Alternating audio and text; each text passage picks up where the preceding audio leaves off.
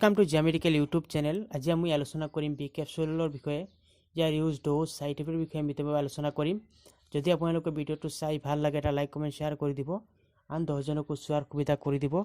যদি আপুনি নতুন চেনেলটো ছাবস্ক্ৰাইব কৰিবলৈ নাপাহৰিব। বি কেপচুলত vitamin B complex forte with vitamin C কেপচুলৰ যিখিনি থাকিব লাগে সবখিনি এই কেপচুলত দিয়া আছে। বি কেপচুলত কি কি কম্বিনেশ্যন দিয়া থাকে? থাইনোমাইন দিয়া থাকে, ফিবোফ্লাভিন দিয়া থাকে, পাইৰোডক্সিন দিয়া থাকে, ভিটামিন B12 দিয়া থাকে, নিয়াচেটামাইন দিয়া থাকে, ক্যালসিয়াম, ফলিক এসিড, বায়োটিন, এসকোরবাইটস এইখিনি সব দিয়া থাকে।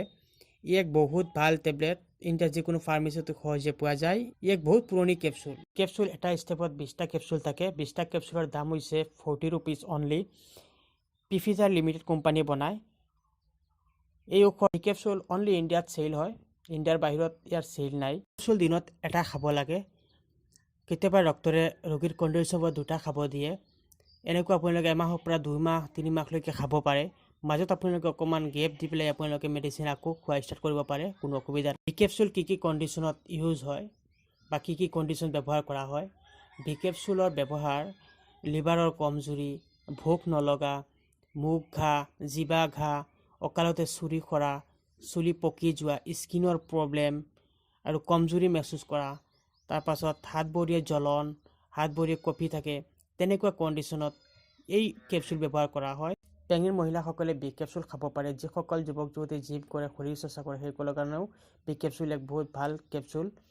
আৰু এই কেপচুল খোৱাৰ ফলত শৰীৰত যিটো এনাৰ্জি দিব লাগে, এই এনাৰ্জি শৰীৰৰ সম্পূৰ্ণৰূপে এই কেপচুলৰ পৰা সংগ্ৰহ কৰিব পাৰে। যিকোনো মেডিচিন খোৱাৰ সময়ত আপোনালোকে ডক্টৰৰ লগত আলোচনা কৰি খাব। নিজ ইচ্ছামতে কোনো মেডিচিন নাখাব, কাৰণ মেডিচিনৰ কিছুমান ছাইড ইফেক্ট আছে যাৰ বিষয়ে আপোনালোকে নাজানে, তাৰপাছত আপোনালোকে বিপদত পৰি যাব।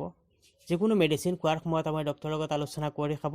নিজ ইচ্ছামতে কোনো মেডিচিন নাখাব, কাৰণ মেডিচিনৰ কিছুমান ছাইড ইফেক্ট আছে যিকেইটাৰ বিষয়ে আপুনি নাজানে।